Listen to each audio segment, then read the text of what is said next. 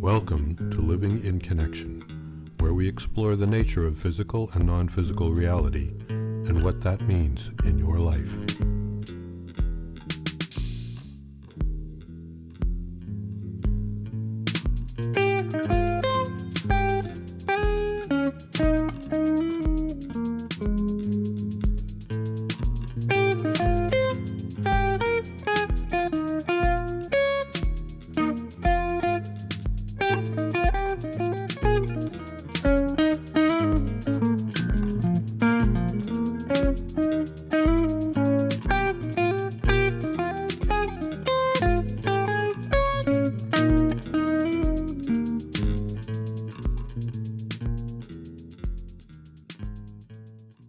Hello there and welcome again.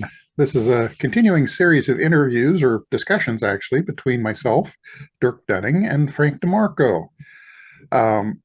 Frank, I know we had planned on starting with asthma, but I think you just told me that the guys have something that they want to say. Yeah, while you were playing with your telephone there, I got a little download, and the sense of it was they want to say why they want to point the discussion. And I know they want to talk about my life and asthma as a case study for people. Don't know where it's going to go yet. I think it's sort of a bookend to yours last time we did with your own arthritis and all of that, but we'll see. I think they want to point it up. Let's find out. If they don't show up, we'll go somewhere else. But I think they will. They usually do. I think it's a perfect parallel or companion or bookend, like you say. The other part is we kind of got distracted, I think, last time with mine, or I got distracted in the long saga of the things I went through with arthritis. What we didn't get to is using healing and how to go about that in a full discussion.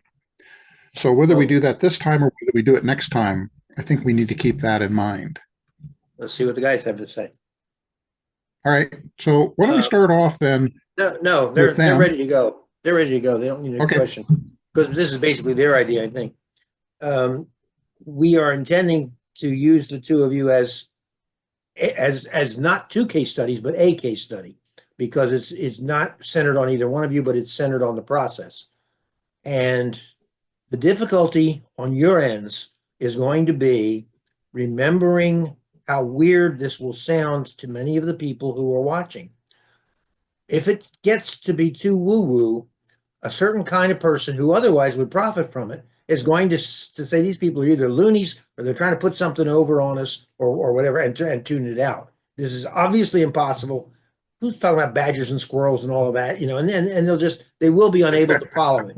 So we're saying to them as well as to you two, the important thing is that to remember this is an actual effort to communicate something real that will be of real importance to whomever is ready to get it. If you can keep that in mind, it'll save a lot of needless heartburning on everybody's part. That's all we really wanted to say, but we wanted to put that front and center. It's about being practical, and it's about a case study, not two different case studies. Okay, over to you. Would that also not be that this is a parallelism where we have both the logical mind and a logical approach from the 3D world that's directly overlaid with the metaphysical approach and working with you and others? Absolutely. And beyond that, or intertwined with that, is your approach tends to be much more scientific. Frank's approach tends to be much more undefined energy oriented. In other words, he doesn't need to know and doesn't even want to know the scientific specifics that help you. All they would do is confuse him or maybe sidetrack him. He goes to the energetic level. You go to the what shall we call it, the physical level. And then both of you work in the same place that you just described of being partly physical and partly energetic, although technically energy is physical, of course, as well. But yes, absolutely. So where should we start? The case study starts in this end with Frank's history of asthma. But and after a while, we will probably want to chime in ourselves.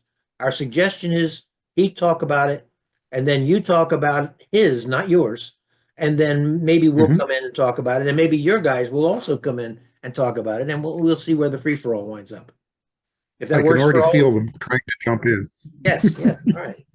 Yes, go ahead. Okay, so that means I get to start, and as the only difficulty here, Dirk, is you've heard all of this, and so it might be a little tedious for you, but too bad. I've had asthma since I was 2.5 years old. It is the kind of thing that people often outgrow, when they grow up, when they're 20 or so. Maybe I just haven't grown up yet. I'm only 79, but it has gone in my life from being a problem and an affliction and a limiting thing. It's never actually ceased to be that in one sense of the word, but I've gone beyond it in terms of seeing the benefits that it gave me and the changes that it made that were actually good. And you know what? Even as I'm talking, I'm hearing this is all too abstract. So let me move to a level of more practicality. When you have asthma, it can manifest in several ways. One of them is continuous coughing that you just can't stop. Another is your whole sinuses and all that can swell up and make it difficult to breathe through your nose, which means you have to breathe through your mouth, which is another problem. It also manifests either sequentially, either separately or together as wheezing. And the wheezing, although itself would only be an annoyance, if you are in your X number hour of asthma and you're trying to get some rest, between the coughing and the wheezing, you often can't get rest, And when I was a boy and when I was young, I never had a recliner. Didn't realize it would make such a difference. Sitting up is vastly better than lying down. If you're an asthmatic, you can't lie on your back, really. But if you are sitting up in a chair as I'm doing now, but you have to support your head, you can rest a little, but you're not going to get any sleep. You can't. A recliner changes all of that, because then you're still sitting up, but now you can actually get some sleep. Because I'm sort of strange, at least I suppose this is more peculiar to me than to most people, but I often wondered about it and what was going on. And I could see, as I look at it now, if you have asthma, or probably if you have any chronic disease, it is as if you both are and are not the same as your body. You are your body because you can't get away from it, and it's running the way you are. But you're not the body because you can really feel it almost as an opponent. It isn't an opponent, but it can feel like an opponent. And it took me a long time to realize that my lungs did not deserve to be cursed. They deserved to be blessed and to be thanked for doing their best. But I had experienced it as almost as antagonistic. Well, by the way, I'm going to put this in as a commercial because I think it's damned important, and it took me until just a couple of years ago to realize this, which you wouldn't think is possible, but it is. In case anybody out there has asthma or knows somebody who has asthma, I'm going to tell you this because you may not realize it. If you are an asthmatic, the problem is you can breathe air in, but you can't breathe it out. The bronchial tubes get clogged, and you have to really work to get it out. But that is not how you experience it. What you experience is, I don't have enough air. I got to get some air in here. So you're trying to pull more air into lungs that are already overinflated because they're already stuck. And it gets worse and worse. And if you're a child, you get into panic. If you're a grown-up, it's a different kind of panic, but you're not going to die, but you kind of wish you would, To my surprise, when I suddenly realized what had happened, and I realized it because of Andy Weir, actually the science fiction writer, when I finally realized what had happened, I talked to a couple of doctors, ENTs.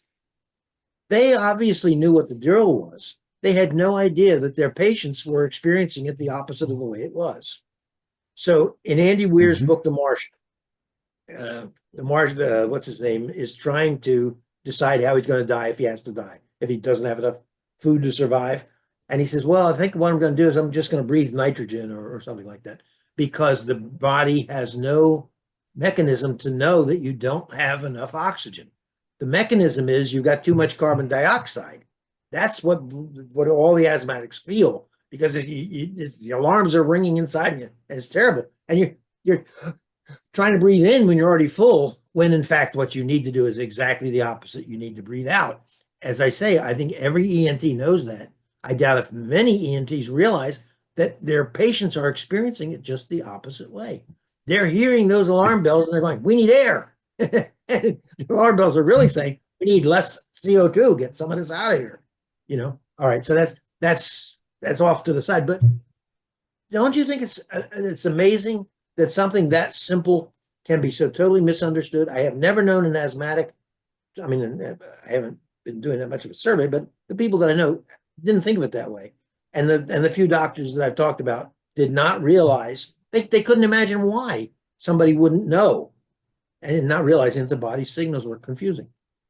All right, so. Well, I'm right there with you. I was there with you on a Zoom call when you figured that out. And it was one of those astounding revelations and realizations.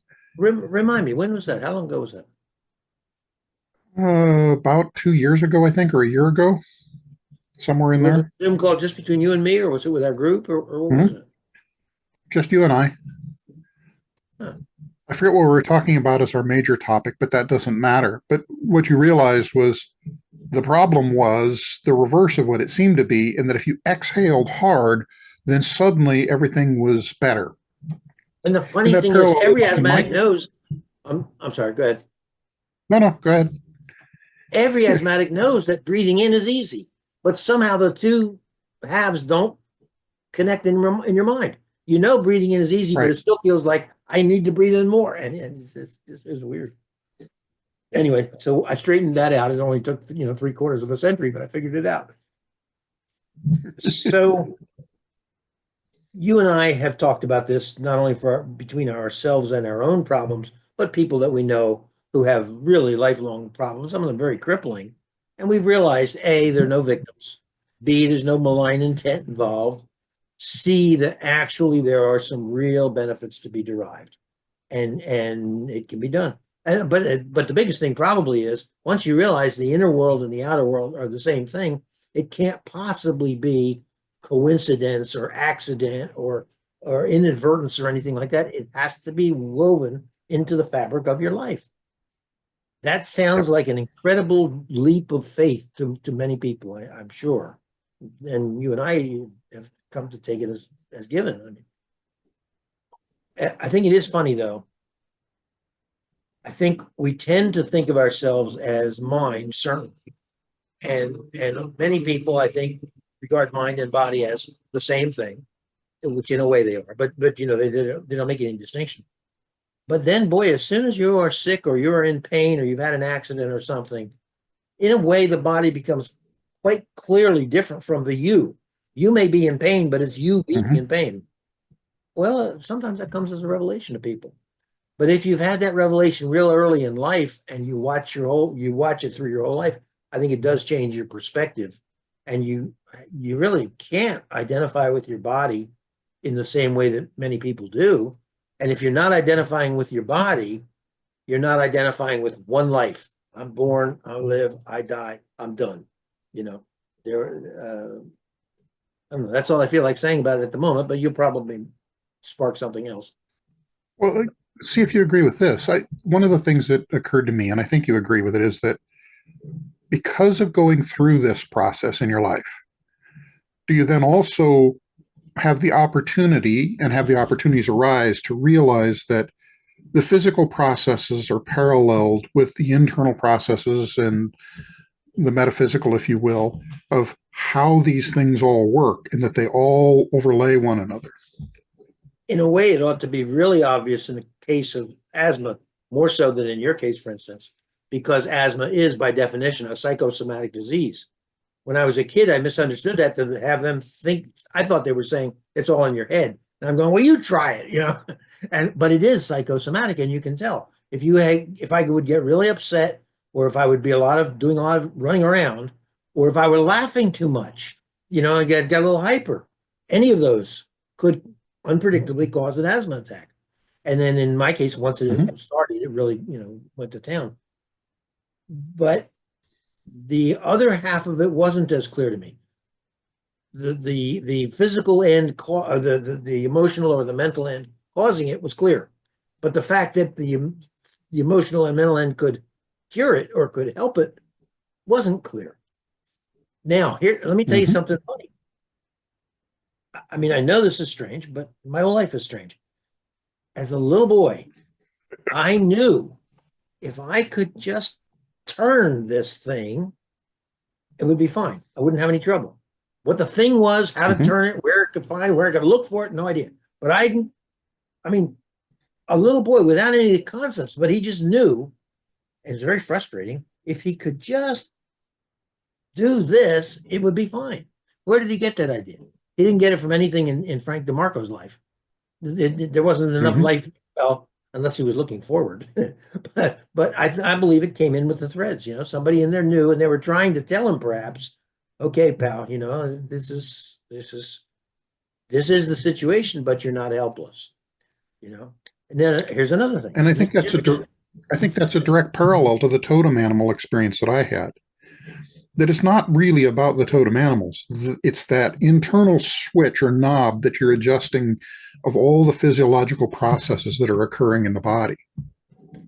I don't happen to think you've ever said that before. I mean, it's clear, and I agree with you. I don't think you ever happened to say that in that context. Yes. The way I've said it is that it's metaphor.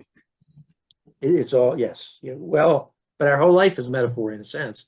I mean, literally, it's metaphor. If that's not contradiction. Metaphorically, it's metaphorical. Anyway, when I was young, I read a biography of Theodore Roosevelt. Theodore Roosevelt was a young, sickly boy. His father was rich, but Theodore was sickly and young, and he was hoping on his birthday that he was going to get, I don't know, some kind of book or something about nature or something he wanted. Instead, his father got him this elaborate gym set. And Theodore was disappointed because he wanted something intellectual, you know. And instead, his father was concentrating on, okay, you got to build your body up. I read, okay, Dirk, how's this for really brilliant mental processing? I read that story and I said, aha, that shows that he could just do it by his mind. Now, how can anybody in their right mind come to that conclusion from those opposite situation? But that's what I did. Where I went. If you look at sports medicine, you see that one of the things they've learned is that you can do virtually, well, a very high percentage of the gain from doing particular exercises for development of muscles and whatnot by doing them in your mind. Yeah, but that's a far cry from what I was thinking. I was thinking it was just a matter of, well, again, turning that knob wherever that knob was, and that's all I had to do. No, what you're saying, I know, because the mind has very little distinction between what really happened and what it has been portrayed as happening, which ought to really make us feel good about all the stuff people are watching on television. You know, 10,000 murders every year. And that concerns me a lot, and more so that people, I think, tend not to draw that internal contrast. And so they're allowing all this information into their minds without distinguishing it from being unreal. Yes, so for them, whether they realize it or not, they're adopting it as part of their own reality. It's off the subject, but well, in a way it's off the subject, in a way it isn't. Anyway, we were supposed to have handed over to you, and I took it over again, but that was a good question. Well, no, I agree completely with everything you said. And like I say, I see the parallels in myself. So one of the things you were talking about was realizing when an asthma attack is coming on, that the problem is that you need to exhale, not inhale, that it's backward from what it feels. Do you now have the sense of getting the sense of when something is beginning by minor sensations anywhere in the body, and having those be the indicators to you to then do things differently than you would have in the past in order to cut it off? Let me give you a slightly longer answer than you're asking for. That's a really good question. It goes in a couple of good places. Nancy Ford and I have been working on asthma, mine, you know, for years. And we were after the psychic roots of it, you know, because there are what I would call robots, subconscious processes that wind up this and this and this, and together they will, as I said, if you got too emotionally upset or even too hyper or ran around too much. Well, there are many reasons why it might start, but there are psychological and energetic reasons, not just physical ones. So we've been looking for those and lopping off one after another. And as we have done that, I've noticed the situation change, and it's gotten much, much more manageable. Just a little while ago, a few months ago, I realized and this goes all the way back as long as I can remember. My grandmother used to say asthmatics are the only people in the world who stay up when they're sick and go to bed when they're well. And that's really true, because you can't lie down comfortably, right? And if you can't lie down, you can't well go to sleep. But I realized only a few months ago that I still have a robot inside of me that if I'm having just a little bit of wheezing or just a little bit of uneasiness, as you say, it's a very, or you didn't quite say it, but a very subtle sign that something's about to happen. I would lie down on the bed, and immediately I'd have to work hard to stop it, because it was somebody in there was beating the drums. Well, I could always get up, physically get up, go do something else, put my mind on something else, and that would usually help. It wouldn't always help, but usually. Many of my midnight conversations with the guys upstairs have been because I couldn't breathe and I couldn't sit down, but I could do that. And when you get your mind away from working the bellows sometimes go back to work the way they should go. Not always. I found that last little robot, and I disabled it, or I repurposed it a few months ago, so that now when I lie down, if I'm a little uneasy and I lie down, if I feel that mechanism, or what was that mechanism coming into effect, I consciously, hard to describe it, I just sort of smooth it over. I sort of I use it as an aid rather than as a problem. And it has really been astonishing to watch it just go away, and then I can go back to sleep, or can go to sleep. So that kind of link between behavior and robots, it took a long, long time to realize what that was. I mean, that's not the least of the things that I've learned. I wrote a book some years ago called Imagine Yourself Well, which told what I knew about healing in those days. If I ever had a second edition, I'd have to add that, because you can always learn more and you can always do more, you know. Oh, yeah. As you're doing that, that's at one level where you're focusing in your mind about the things that are happening and controlling them and changing the processes. Are you also then simultaneously, or alternating perhaps, using the ability to control the energy flows in your body, what people would refer to as chi or other kinds of energy flows, and using that? Your waterfall technique is an example. Well, oddly enough, Dirk, mostly no, because I don't seem to be able to remember it at that time. And that's a little side thing to mark as well. When you need it the most is when you're the least, when I need it the most is when I am least likely to remember, except that intermediate thing that I just talked about, that there I could do, because there, wait a second, that's interesting. If I can stay conscious, I can do what I know.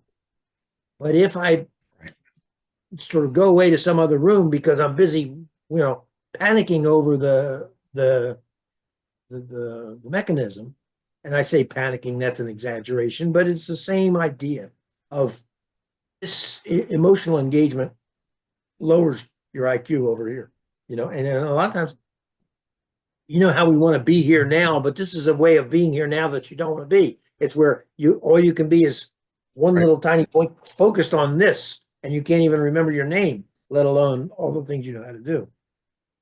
That answer the question? Yeah, and the reason I asked it is because I have the same thing happen. And you have asked me sometimes about this, of did you think to do this, of using the various techniques that we both know? But the problem is when you're right in the midst of one of these attacks, as I am with my arthritis, the immediacy and the urgency of it dominates everything. And your ability to go to the quiet place to do the more subtle things seems to just almost evaporate. With an asterisk, the asterisk being, right. But you can learn to do better, Yes. and as you do better, it gives you a little more confidence and you can go a little farther the next time. At least that's my experience. If I had the other thing I would add, go ahead. Well, no, I was just going to say, if I had known as a boy the techniques and the things that I know now, life would have been vastly different. But how could I have learned them without having learned them? And that's what I did. I was going to say the same thing. And the other thing for me is coming from a highly technical world and wanting to understand the background of all these things as they happen. I've got all that overlaid, which also gets in the way. But it also does other things where there is a lot that we know about the processes in the body, and there's a lot that we don't. And we have a tendency to think we know more than we actually do. So we know things like the sympathetic and parasympathetic nervous systems and how those generally work. But what's not really recognized in mainstream medicine very much is that there is an ability sometimes, if you can calm yourself in the midst of one of these, you can shift to take control of processes that you would normally not be able to control.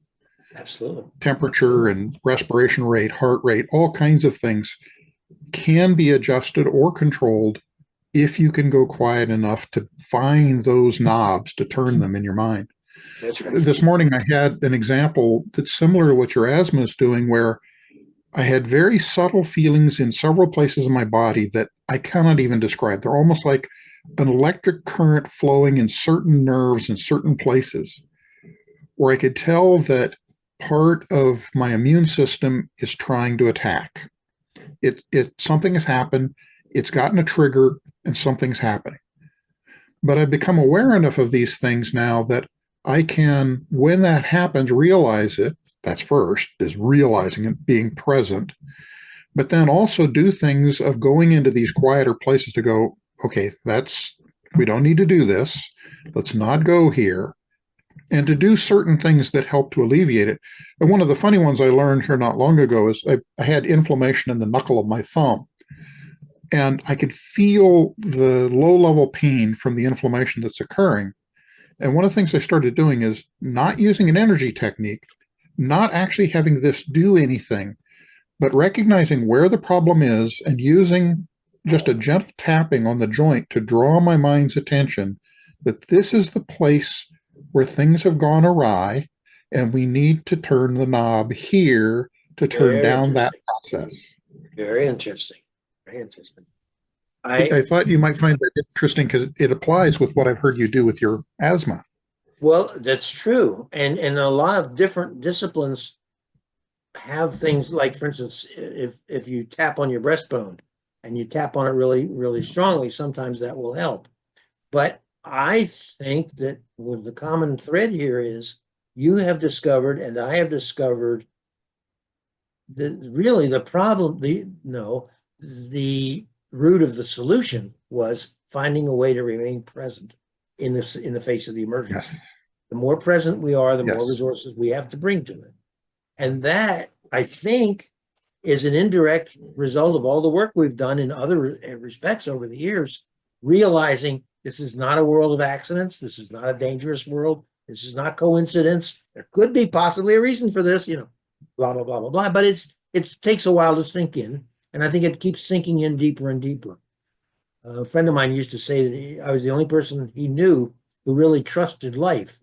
And I thought, well, that's in a way a decision, and for some kinds of people, trusting life feels irresponsible.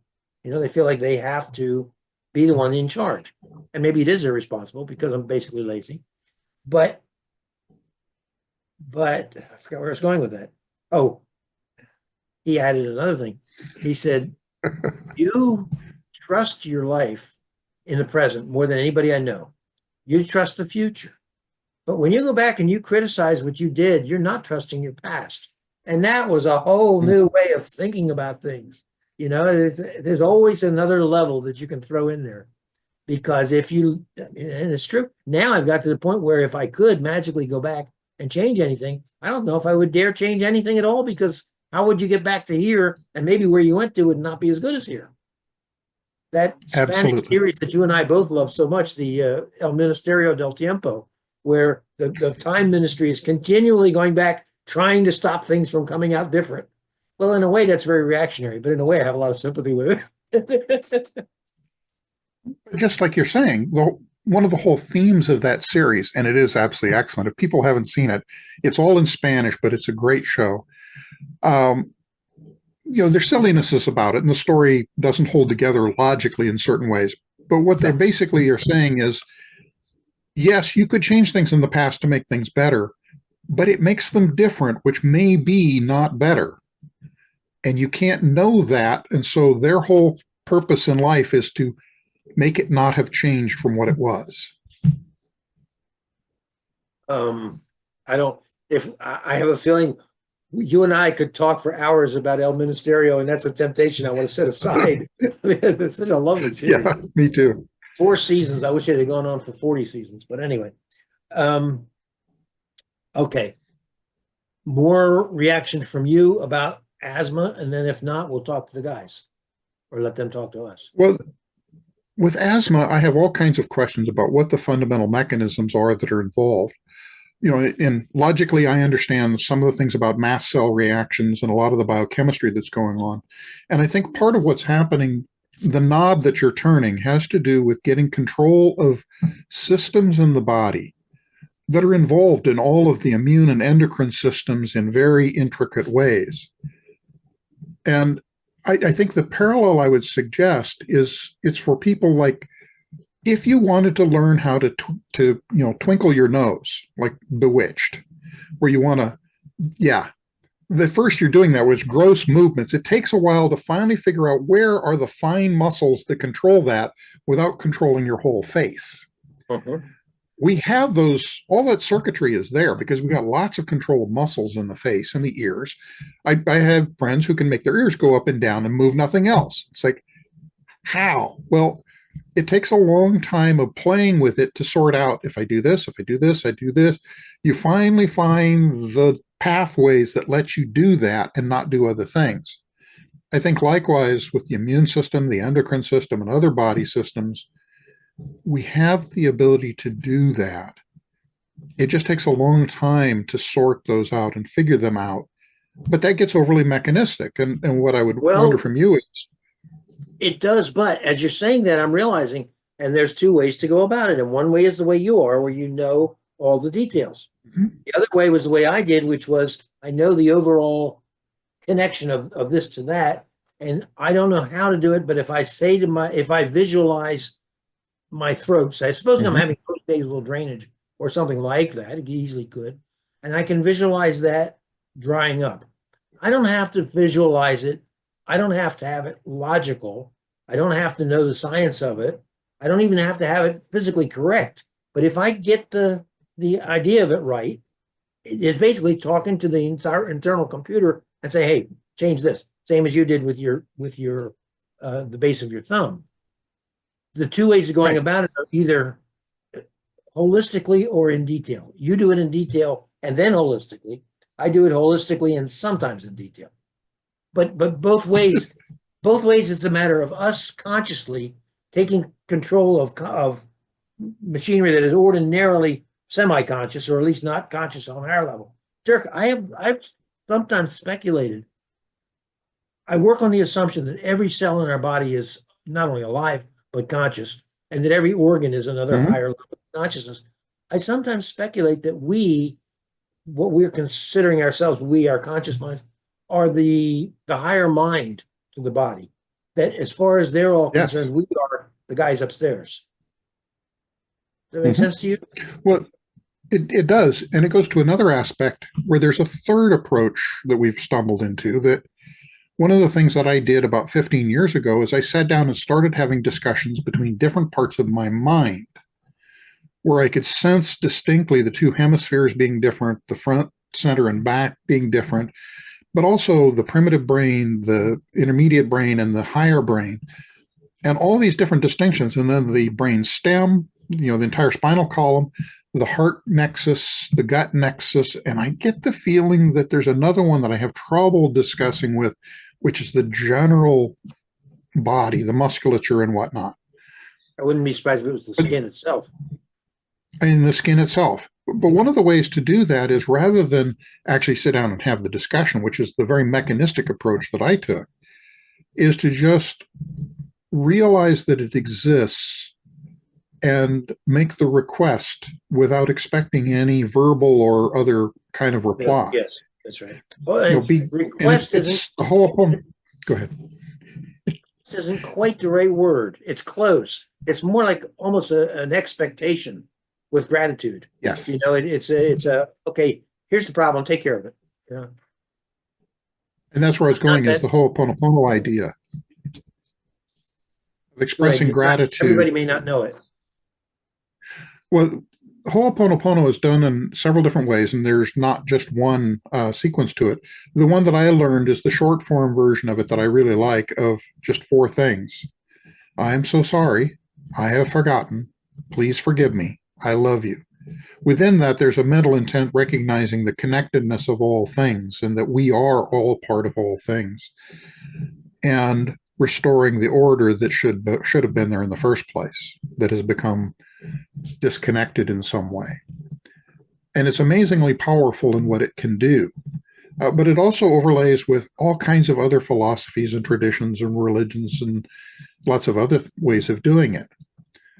But I think there's this, like I say, the third way of having a request, or whatever the right word is, from our conscious mind, understanding that our body is sentient in itself, that we are, like you say, the higher mind to it, if anything, and laying out, hey, here's the problem that we need to solve. And not command. One of the things, right? And one of the things you just said is right about sorry, because I burnt my finger the other day. You know, I accidentally just touched something, and I did a little energy work on it, and it was okay. But while I was doing that, I was going, oh, I made a mistake. I didn't mean to do that. And it won't, the important part is it's not going to continue to happen. It was just a one-off. And right. That's not exactly the same saying, I'm sorry I did that, but it's saying, don't go into panic mode. There are no further consequences to this, and it's okay to be put back together again. Terribly mechanistic way to talk, but you know, sometimes you lose the words. It is. How about we pause here and see what the guys have to say? You know, what have we missed? Or what did we overemphasize or underemphasize? Well, no, underemphasizing and overemphasizing isn't actually possible, because we know it's a cliche, but all paths exist and everything goes somewhere. We've told Frank for many years, we're always on plan B. No matter what you choose, no matter what you do, we'll always have more options available for you. Therefore, don't worry about it. You know, do your best. And you have been doing your best. You've both been doing your best. The only thing that we would comment on hasn't to do with either one of you, actually, has to do with the viewer. And that is, this is not just theory. This is not just some high-flying idea that, oh, wouldn't it be nice if. What this is an attempt to open an awareness or an openness within you to try. That's all you need to do.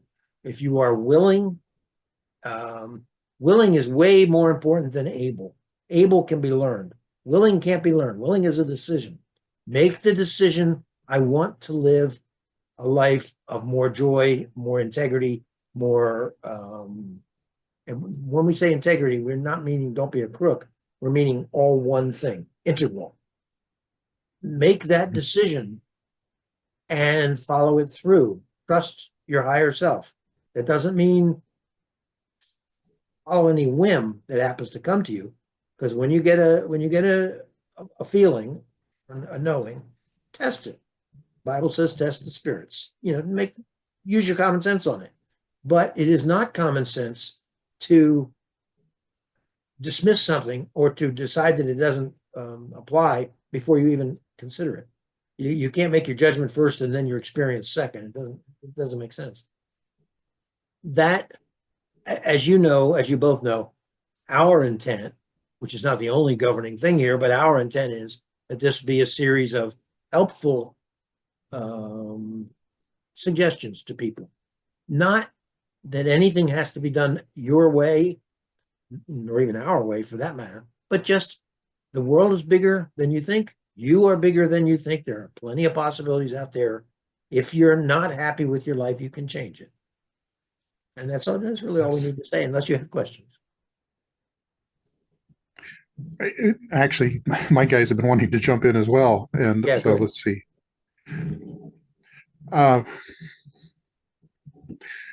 Yeah, Dirk, you and Frank are both living examples of how the process usually runs, that you go through lives where you, as most people do, fight the difficulties that you have, rather than surrendering to them and understanding how the processes really work and what you're actually capable of.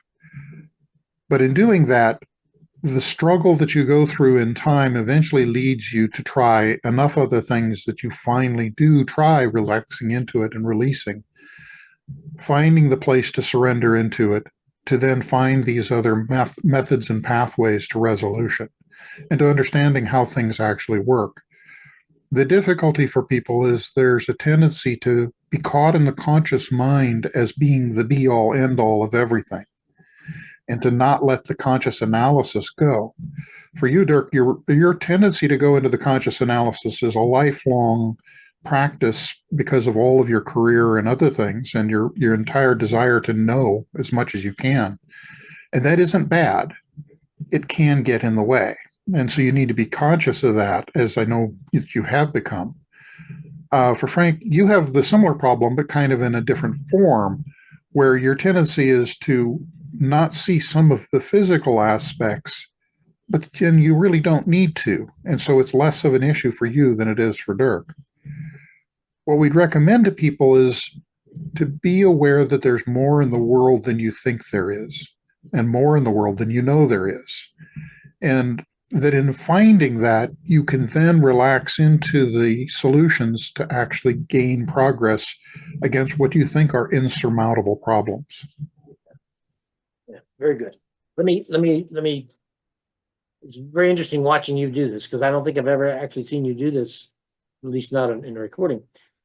For the people who are watching, what we are doing is merely saying whatever comes to our minds without editing it, without filtering it, without knowing it ahead of time.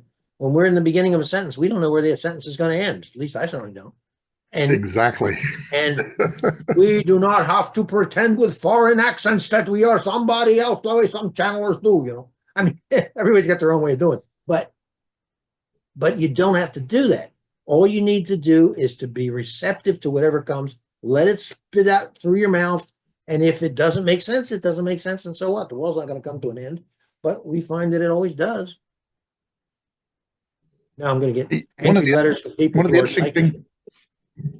the interesting things for me, like in the session or the section that just happened, I'm listening right along as you are.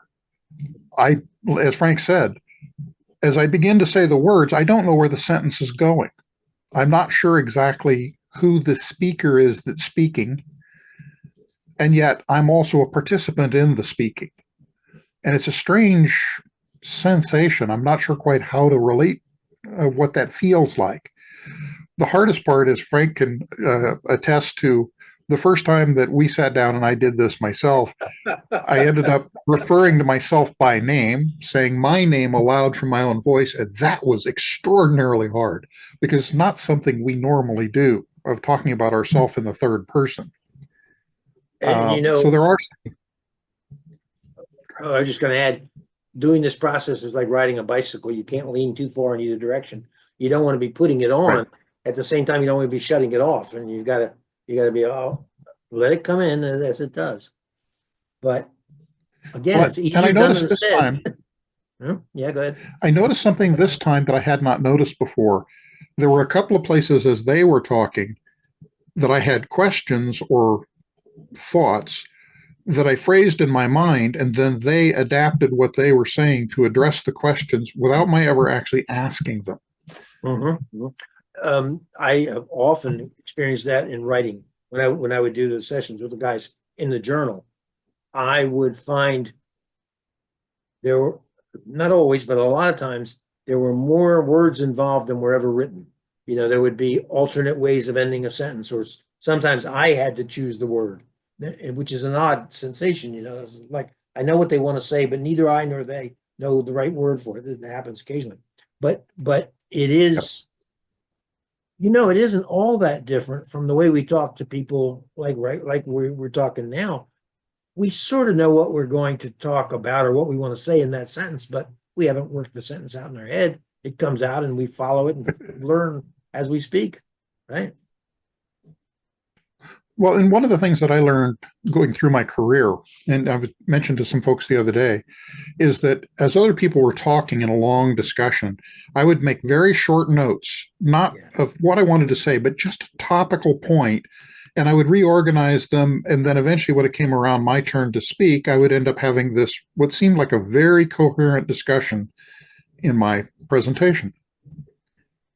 In doing this, the problem that I feel internally is they're talking and I don't know what the talking points are. I don't know where they're going with it, not just the current sentence. I don't know where the full thread of the ideas are going. And that's important, because if we did, we couldn't do it as well, which is weird, but true. So, it tells me you're doing something right, Dirk. Speaking of doing something you as well. Are you watching the time? I don't know how long we've been going.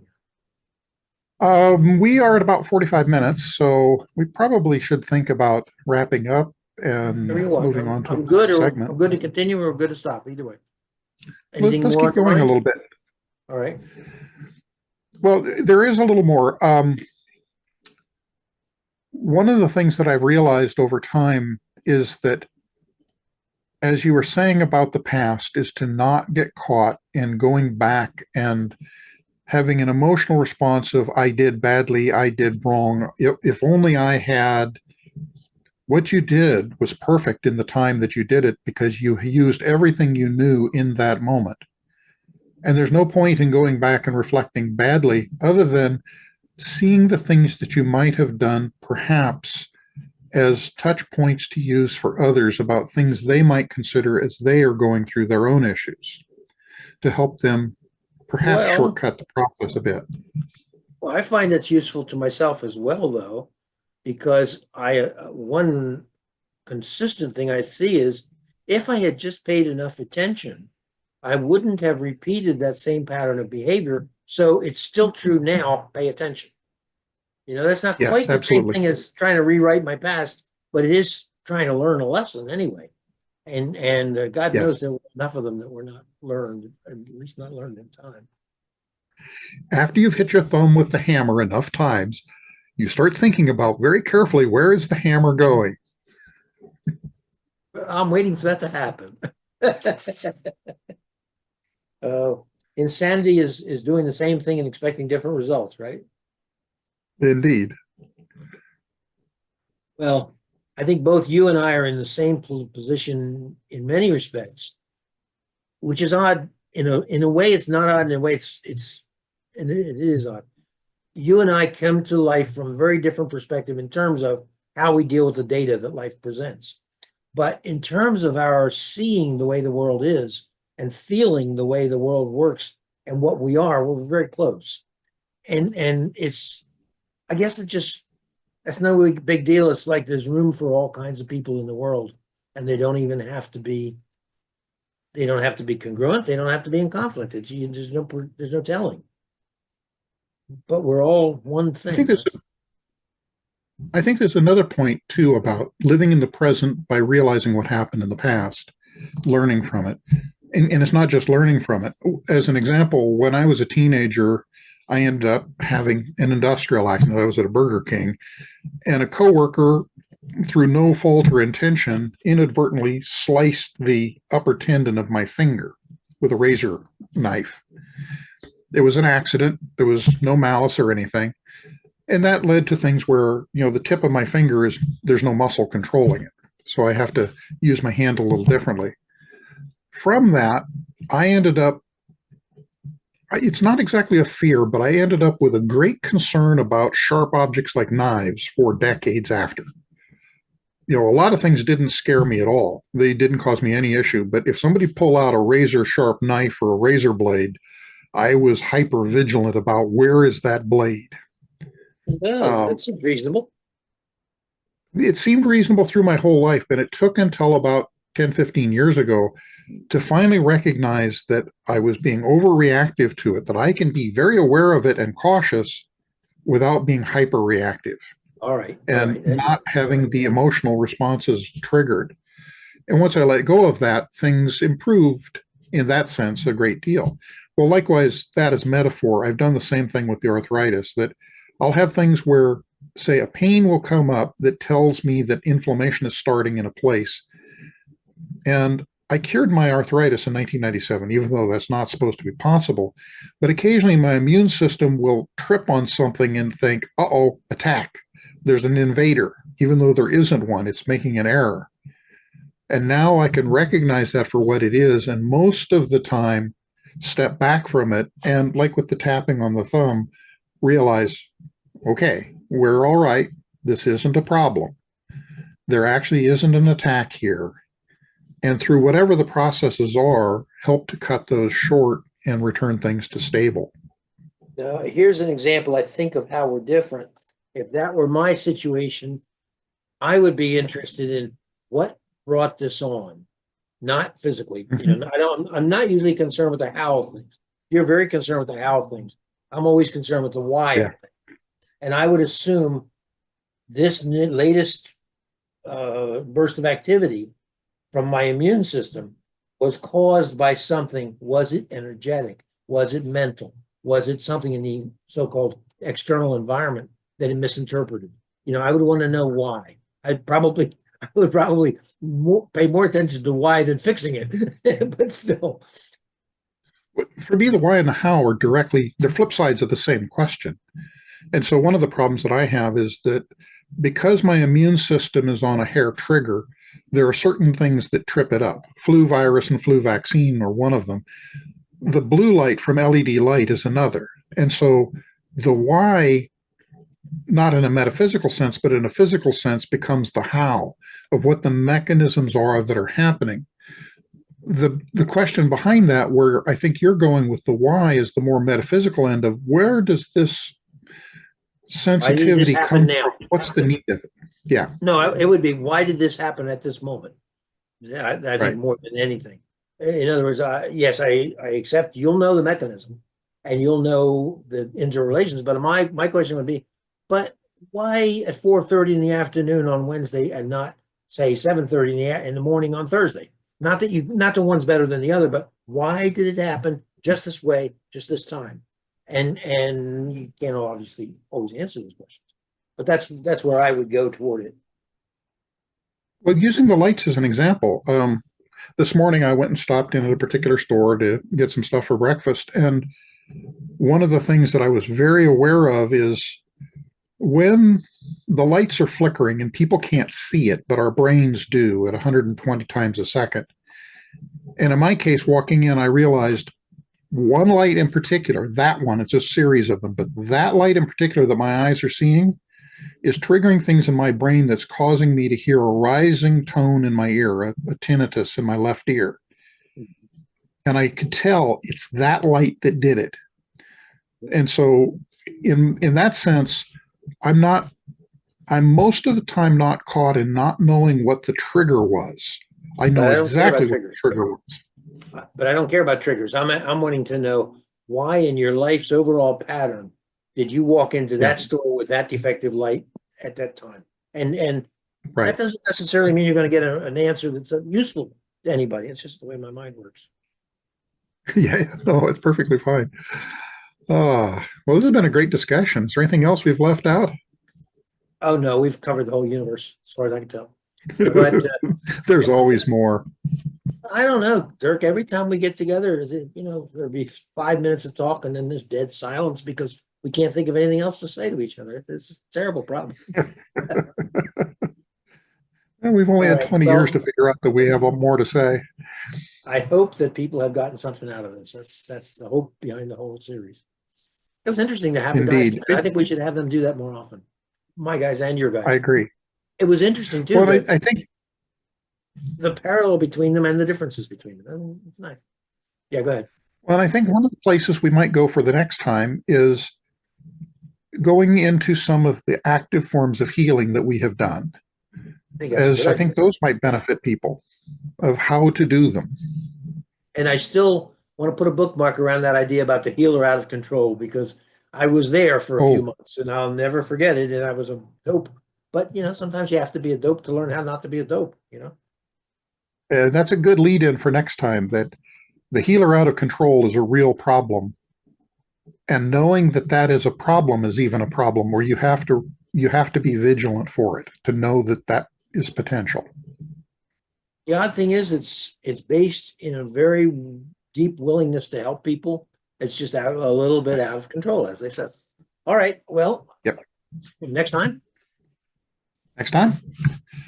Great having another chat. If you enjoyed this episode, please press like. Please press subscribe to stay informed of new episodes as they appear.